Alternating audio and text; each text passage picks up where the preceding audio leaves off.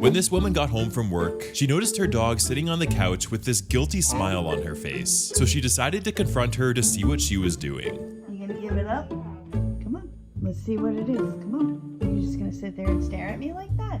Harper, I don't think you should have it. Whatever it is, give it to me.